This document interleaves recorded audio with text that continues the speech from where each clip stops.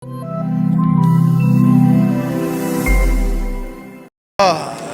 فهمتش هذا السؤال وانا غنجاوبك على قد الفهمه ديالي انايا. انا هو المعارض عنده علاش عنده اللي دافع عليه.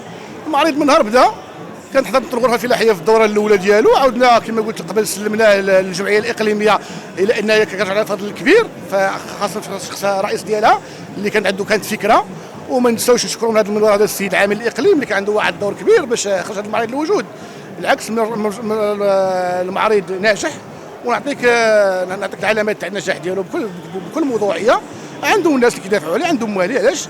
كانت الدوره الاولى وكانت الدوره الثانيه هي مجرد ان الاستمراريه ديالو هو نجاح، وخير دليل على هذا النجاح انه هو داز الدوره الاولى والثانيه والثالثه والرابعه والخامسه كانت في الرعايه السميه تاع سيدنا. هذا في حد كبير، هذا في حد ذاته هذا ربح كبير لهذا المعرض باش يستمر.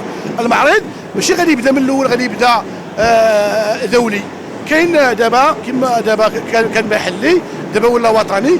كيعرف واحد المشاركه ديال واحد الجمعيات اللي دائما ما كنستطيعوش نلبوا الا 50% ديال الجمعيات اللي كيجوا، نظرا للاقبال الكثير ديال الجمعيات الوطنيه ديالها.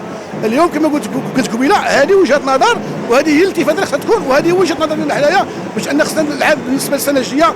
وصلنا للدوره السادسه، خص تكون واحد الرؤيه اخرى، وهي خصنا نفاتحوا دوليا، خاصه انه هذا المنتوج هذا 90% ديالو كتوجه للسوق الدوليه.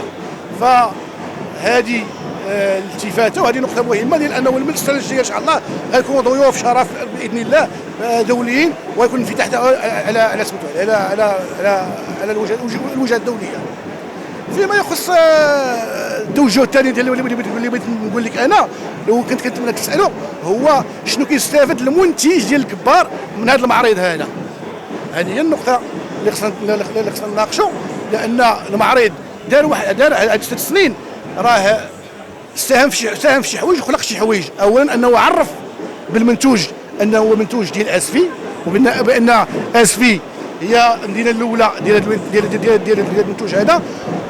وعلى ضوء هذا المعرض هذا ساهم بشكل كبير بانه تقريبا جميع البيوت المغربيه وجميع المؤسسات السياحيه لا الفندقيه ولا الريستوراسيون انه هو اللي كتلقى فيهم الكبار، وكيرجع الفضل الكبير لهذا المعرض هذا.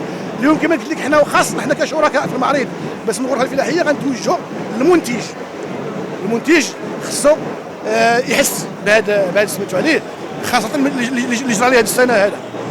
كلشي كيعرف انه نبته الكبار كتتاقلم مع الجو ديال الجفاف، كتتاقلم مع المناخ الصعب.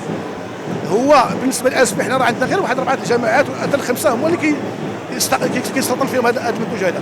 اليوم غنخدموا على توسيع المساحه، ولكن خاص المنتج خصو يستافد، خص هذا المعرض يحس بانه هذا المعرض ساهم في التطوير ديالو. فلا يعقل اليوم هذه السنه هذا المنتج باع ب 10 دراهم والوسيط كيبيع ب 20 درهم، غير مقبوله، ماشي معقوله. هذا هو السؤال اللي قلت الوزير قبيله، مشينا معاه كغرفه اننا غنديروا واحد الشراكه، حنا غنديروا ايام اساسيه باش نخلقوا وحدات تاع التثمين في الاقليم، باش الفلاح يولي يمشي لوحده ديال التثمين. وكما شفنا قلت الوزير قبيله انه ماشي غنخلق الوحدات تاع التثمين او المراكز تاع التثمين ولا في هذه المعضله هذو، خاص هذوك الوحدات تكون عندهم واحد السيوله ماليه باش يقدروا يغطوا المصاريف تاعهم، ويقدروا يديروا اما التثمين اما التخزين. حتى اللي خزنوه عطاو المصنع اللي يصدروه بواحد القيده خصهم يستافدوا. فلا يعقل واش الفلاح هذا العام باع ب 10 دراهم دواء سقى وجاب الناس اللي خاصه النساء اللي كيجنوا هذا الشيء كامل شد فيه 10 دراهم، وجا الوسيط اللي غير شراه خوا عليه الماء والملح، تزادوا في البوا ودا اكثر من المنتج. هنا كغرفه في اطار الاقتصاد ديالنا غادي ندخلوا ان شاء الله مزيان باش نعاودوا وصلكم جديد ديال اسفي الان. تابعونا على مواقع التواصل الاجتماعي.